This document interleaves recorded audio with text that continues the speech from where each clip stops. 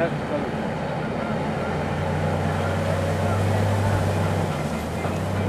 Teşekkür ederim.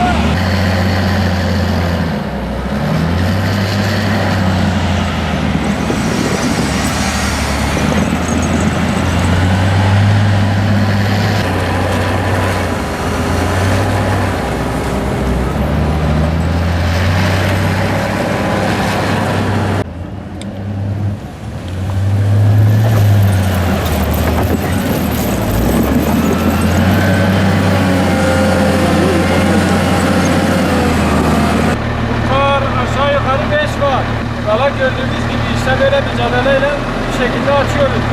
Tabii tabaka tabaka alıp açabiliyoruz yani o şekilde açıyoruz yolu.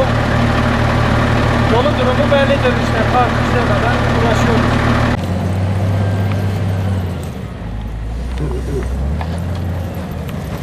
Gel buradan operasyon gideceğiz.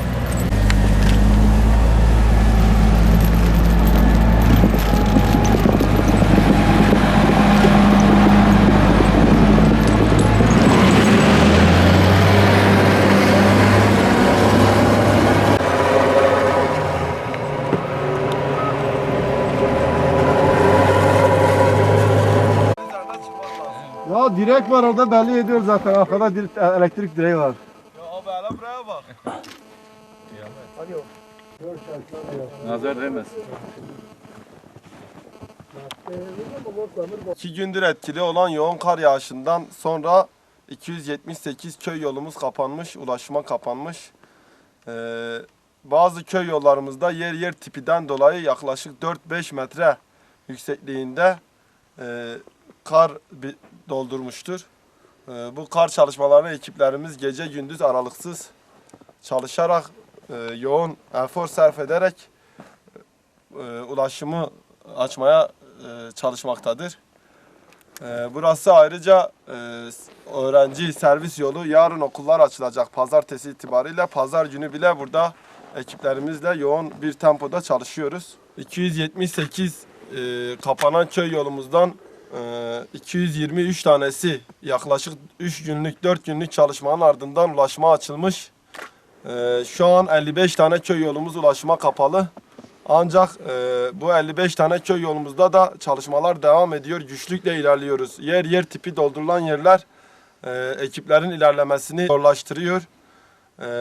55 tane köy yolumuz en kısa zamanda ulaşıma açılacak.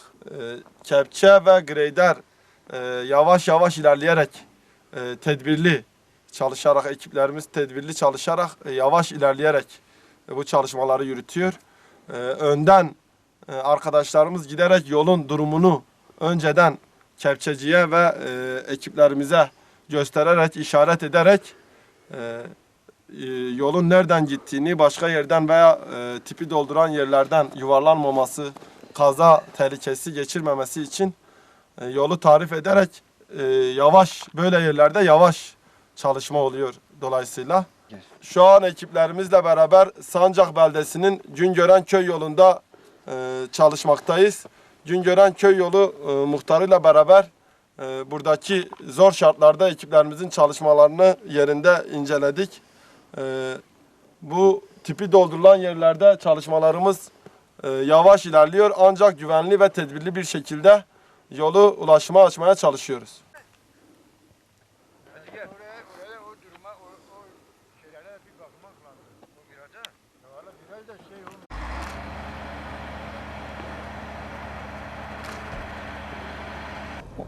15 gün falandır yolumuz kapalıdır. Fırtına oldu. Bütün Sancak köy yolları hepsi kapandı. 21 köy yolu kapalıydı.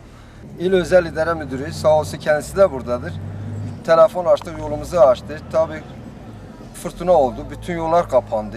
Bayağı sıkıntı yaşadık. Sağ olsun müdür bey araçları yönlendirdi.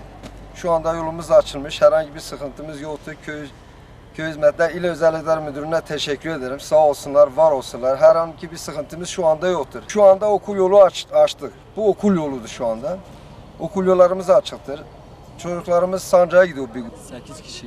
5-6-8'e gidenler onlar Sancak'a gidiyorlar, Yibo'ya gidiyorlar.